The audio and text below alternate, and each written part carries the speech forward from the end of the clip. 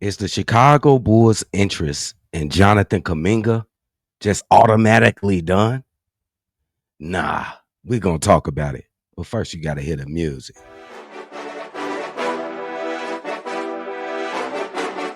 Cognac, gang.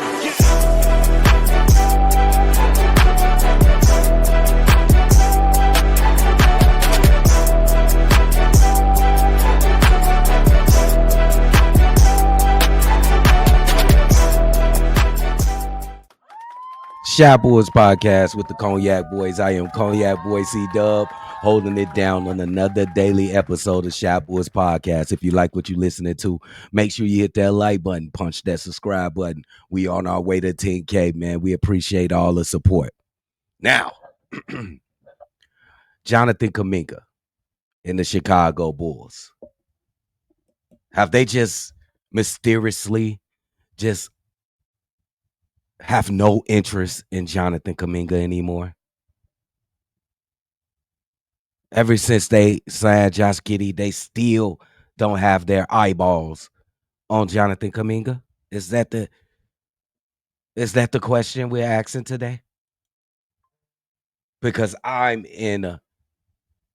on the side of the Chicago Bulls are not done scouting or courting Jonathan Kuminga. Bulls should have, let's just say this right now. The Bulls will have a lot of cap space next offseason. Some sources, $66 million to $110 million in cap space. That's what the Bulls are going to have. I didn't see a lot of appealing guys that's going to be available next offseason. Ja Morant. And not Ja Morant, I'm sorry. Harden, Kawhi, people like that.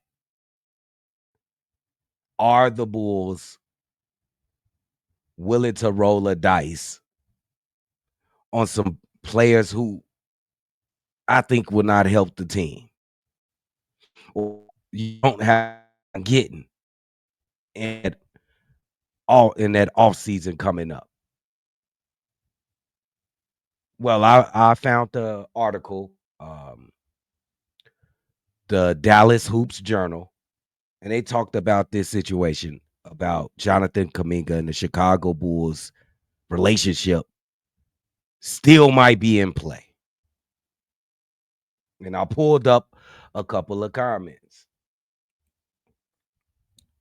Don't dismiss Chicago completely as a future landing spot for Jonathan Kuminga, Fisher wrote. Jake Fisher.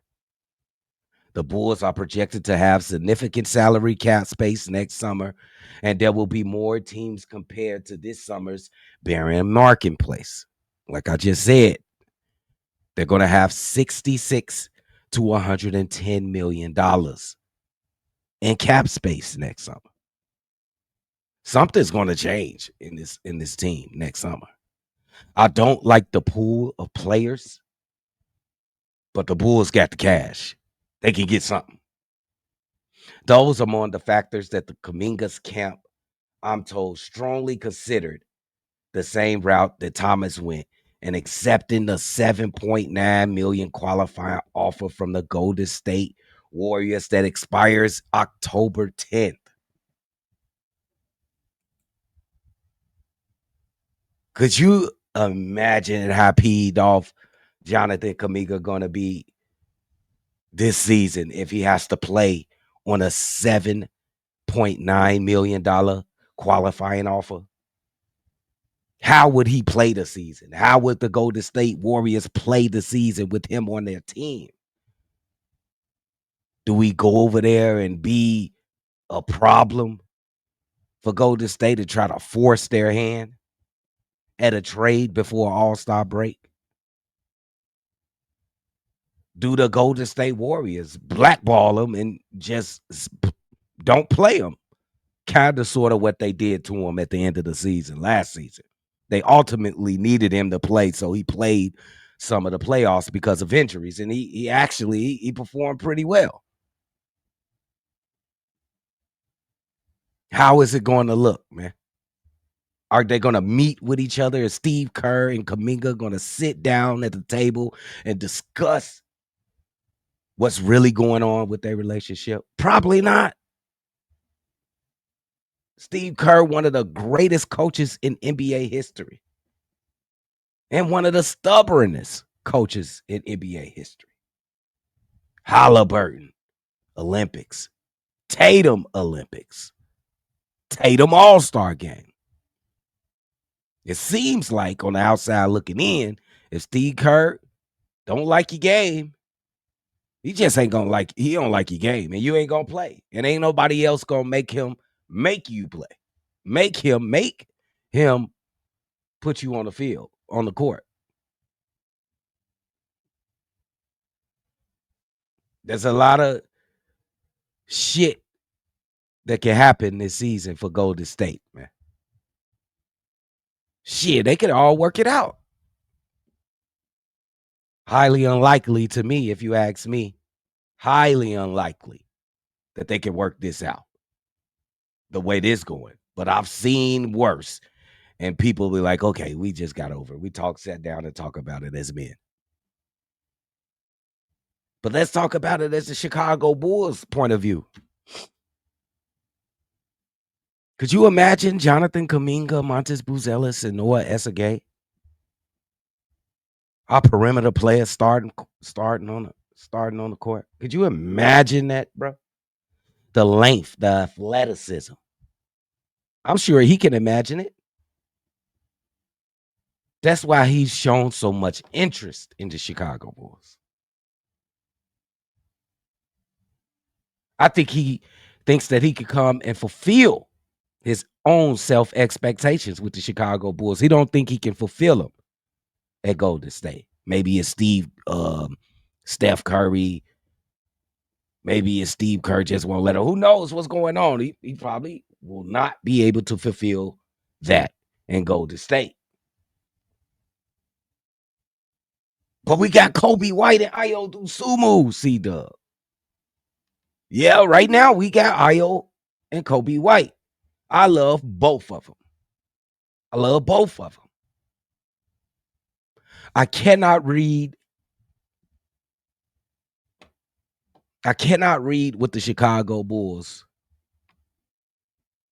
feel about both of these guys in the future of this franchise and their involvement in the future in this franchise. Kobe White and Ayo Dosunmu.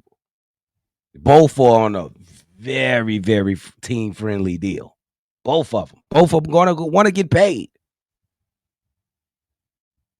I think Kobe at something like 10 or 11 mil. Ayo is at like 7 mil. Do you really think the next contract Ayo is going to make 7 million per? Do you really think that Kobe White is going to make 11 million per next season? He already sent. His representation already said Kobe wants 30. He wants something over $30 million.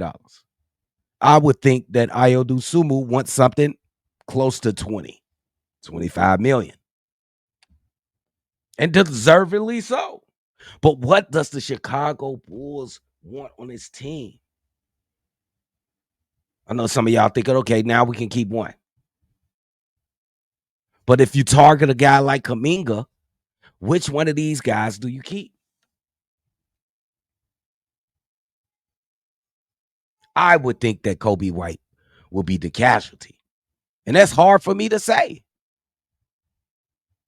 Kuminga would slide in and be the starting two guard,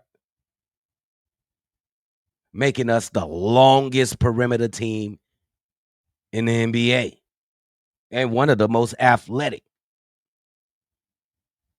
Josh Giddey, Jonathan Kuminga, Montes Buzelis, Noah Essengay. We talking after next year's offseason. And whoever you draft or get in free agency for center. because I'm not saying his name because he better not be on this team next year.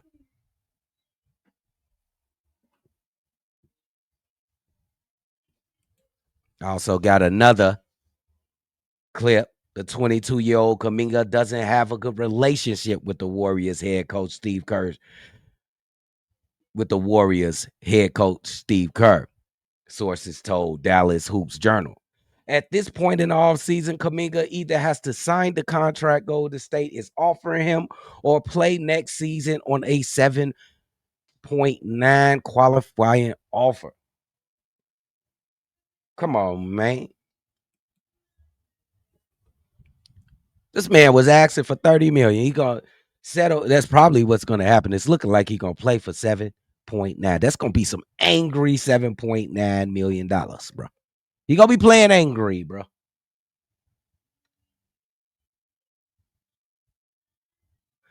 I think that after next offseason, Jonathan Kuminga will not be a Golden State Warrior. The question is for us, how much interest does the Chicago Bulls really have in this guy? I know what they looking at. I'm telling you, I know what they looking at. They looking at their lineup with Giddey, Kuminga, Montes, Noah Essengay. And that can be something special, athletically, lengthwise. You're hoping for another step for Montes. You hope that Noah Essengay picks it up fast. And on the other hand, you can love Ayo Dosunmu and you can love Kobe White. And you can think that they can take you within the future. I know at least one of them could. Both of them could, honestly.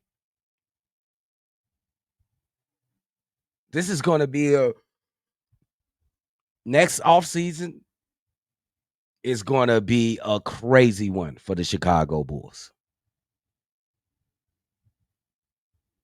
We're going to lose a couple familiar faces. I think a couple. We're going to lose a couple familiar faces. But that's for another video at another time. But Jonathan Kuminga, oh, he's still in play. He is still in play for the Chicago Bulls. He liking us, and it seems like the Chicago Bulls is liking him.